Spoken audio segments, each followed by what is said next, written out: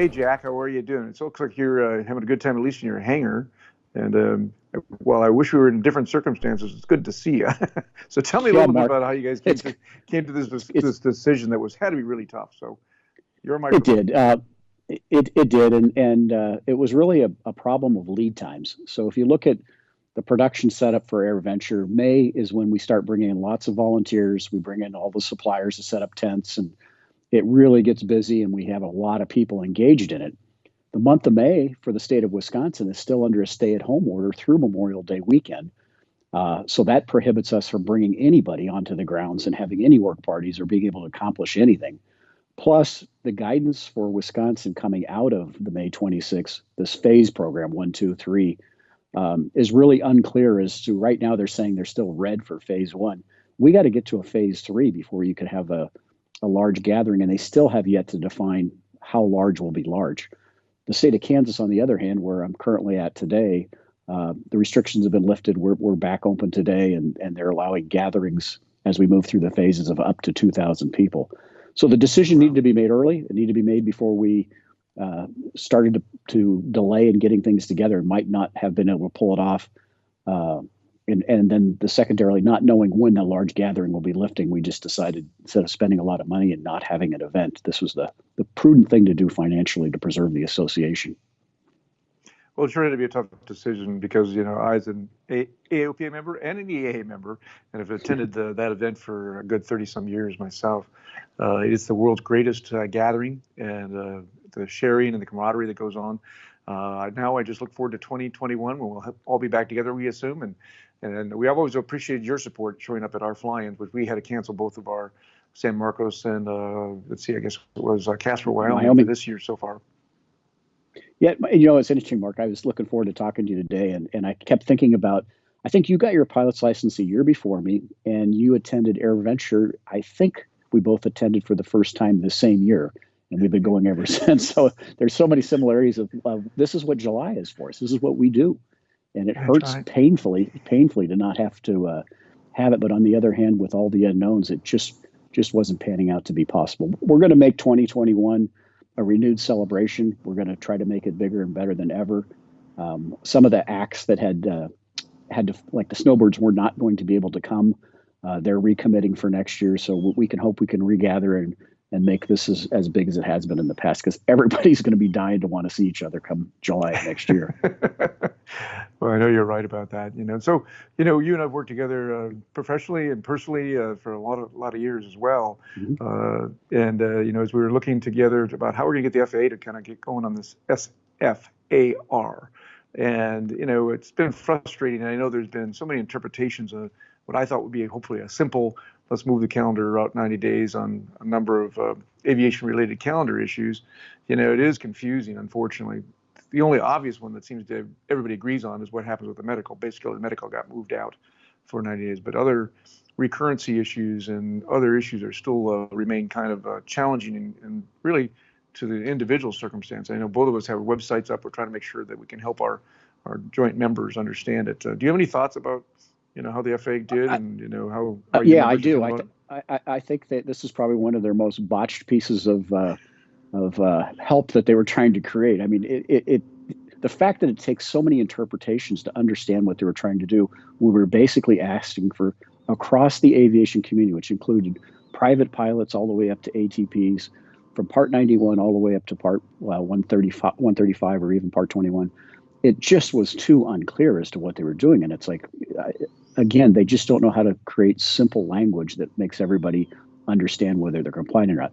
I'm worried that there are some things in there that somebody could get caught up and not be compliant, and this will be a real test on the new FAA approach of let's not try to punish people, but we can help them by encouraging them to rewrite this darn thing so people don't get put into that box.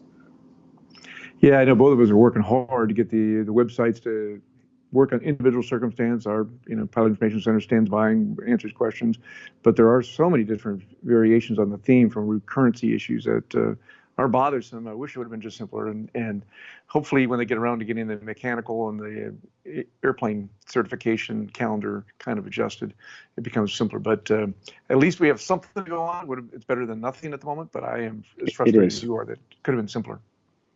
And Jim, appreciate you guys taking the lead on all that. And we'll continue to be your wingman as we continue to push to try to get some better clarity and maybe some revisions to this. Yeah, I think that's right. The other thing I took, Jack, I flew my plane from Florida yesterday up to Minnesota, and we stopped for fuel in Iowa. And I was like, there's nothing that's happened at all. I mean, there's no distancing, no masks, no nothing. And by the way, it was a beautiful VFR day, but it was just fantastic flying. But the frequency is darn quiet out there. What are you hearing from your members? We're hearing the same thing. There was so much from about March 15th into mid-April. There was just a lot of questioning and concern about, can I go fly? People were starting to drum up concerns about airspace issues and all that, which there were none. But there was also just some social pressure where people felt uncomfortable of going out there and exercising that privilege.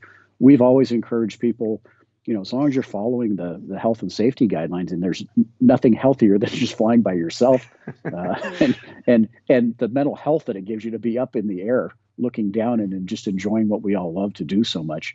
But like you were hearing, traffic is way down. I noticed just at my local airport here, there's very little going on. But the reason why I'm wanting to encourage people to get out and fly is fuel prices couldn't be better right now. We're seeing a lot of reasonable fuel prices across the country. Yeah, problem solved, I guess, but temporary, I hope. Yeah, and I think, and the concern is, if this is it's how they produce the fuel under this lower oil prices, but that won't last for long until the fuel oil prices come back up. But exercise your privileges, keep your airplanes up, stay current, and get out there and fly. Yeah, I'm really proud of our regional team as well as Jim Kuhn nationally. The issues that we had, maybe up to a dozen airports got closed for a little while. Worked with the FAA. I don't think there's maybe 2 or 3 closed in the country today.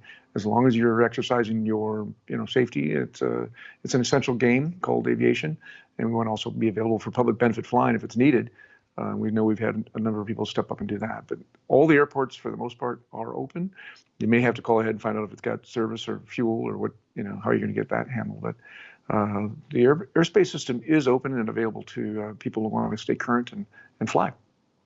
And we are finding some of the airport cafes are still actually doing to-go orders. So you can actually, my wife didn't understand the logic of this. If I went flying yesterday and got curbside to-go, she said, isn't that your home airport that you could drive to? I said, yeah, it is, but I'm going to go fly for an hour and then come back and get it.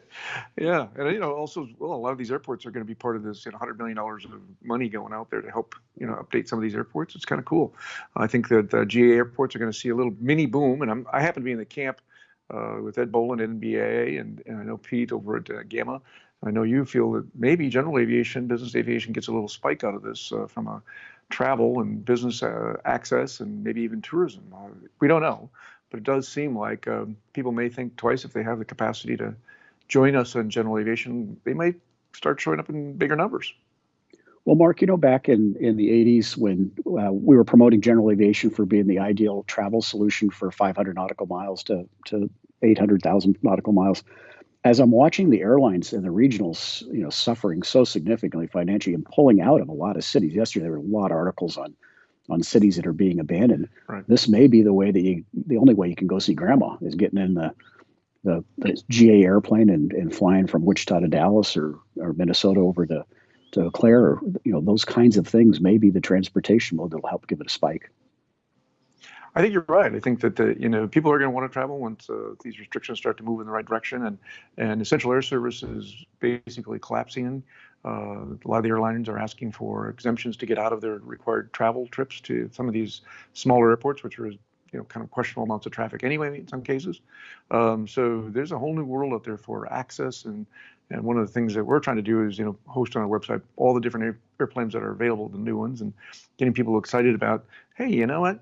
You can fly, and I know your members continue to build airplanes at a faster rate than the manufacturers do. So, we're looking forward to lots more of those getting on board. So, this is a kind of a downtime. I bet a lot of these aircraft that were being built over years, now people have had a little more time to work in their shop.